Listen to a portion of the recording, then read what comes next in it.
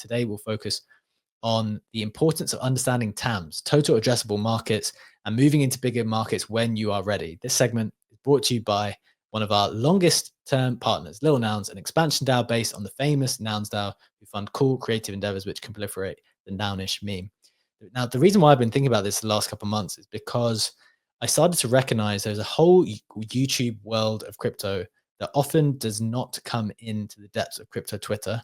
And whilst we are like relatively prominent on X, the total addressable market on YouTube is much bigger. And I believe that to be true in two ways.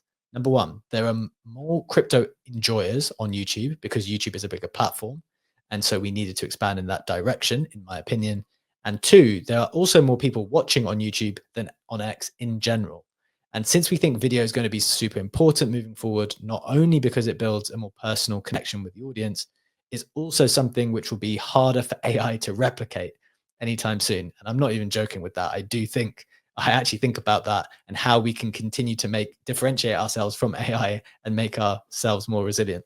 And so I think we just have to grow our footprint in the place where people are habitually watching video. So YouTube's a monster and video is going to be crucial moving forward. Since we started increasing our production there by doing one high quality short per day and one longer clip per day, we just reported today that we are up 138 subscribers in the last 28 days to 684 total subscribers. And that is around a 20% increase in just 1 month. So we're super happy with that. I think the video YouTube strategy is playing out. Legendary, how have you thought about our move to the bigger market, and maybe you want to share our TikTok strategy, which has some similar thinking? Yeah, there's actually two things to look at. Like one's, as you said, the total addressable market when you look at YouTube, but also the total addressable market when you look at video consumption in general. So if you think back to the start of the modern market, where we're just like an audio-only spaces, our growth kind of stagnated at 200, 300 people in the spaces, peak spaces with like 700, 800 people. If really like relevant events had happened, the Azuki Elementals Mint was one of them, where it had like a bit more than 1,000 people in the space. However, since we added that video layer and also started to stream on YouTube, the basically way that the modern market gets consumed changed completely. Now we have 150 people in the space, maybe on a good day 200, 250-ish. But looking at the live numbers right now, we have 1.3K people watching live on video, with the majority of them watching via X. So if you look at that split between video and audio alone, we average out at like 87% of people are watching the modern market via video, 13% only via audio only. So the focus already has shifted to video. And as you perfectly said, if you extrapolate that and think we are already like reaching a lot of people via video on X, we need to also be hitting the video audience on YouTube as well. And on YouTube, the game looks different for us, because if you were to look at the modern market live stream on YouTube right now, you'd see there's 21 people watching that. So it's actually the smallest video output channel for live is YouTube right now. However, on the flip side of that, what we found with our strategy, and that's going to connect me to the TikTok part of your question, is that since we've been focusing on working with our editor and getting the shorts out, getting the clips out, we found that the shorts is actually what helps us to get the highest discoverability in the YouTube algorithm. And people who watch our shorts are people who then tend to check out our profile, learn that there is a show, and that has become one of the most significant subscription sources for us, apart from the people who basically come in via the spaces here. Oh, there's a video segment also going on, and then they head directly to the modern market and subscribe from there. And the clips, so the 5 to 8 minute clips that we also output once a day on YouTube, basically serve as a similar funnel to tell people that there is a show happening.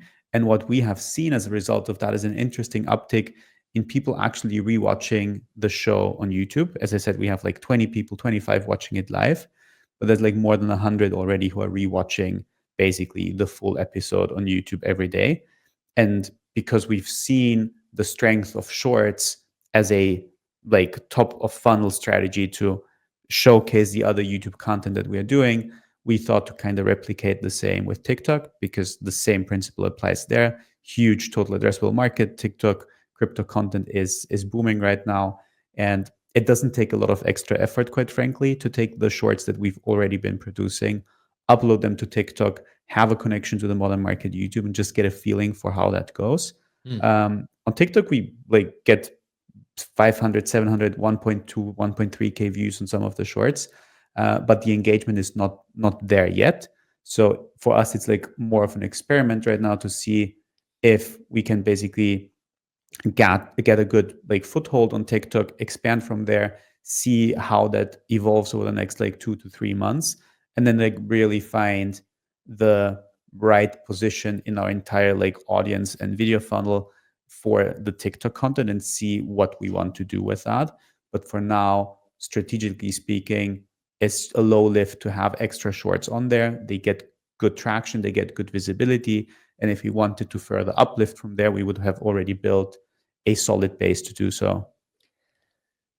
Love it. Yeah, I think that's really, really important. As you said, the TikTok one is basically going to follow the same strategy. Shorts is just great for discoverability. That's the only way I view it in my head.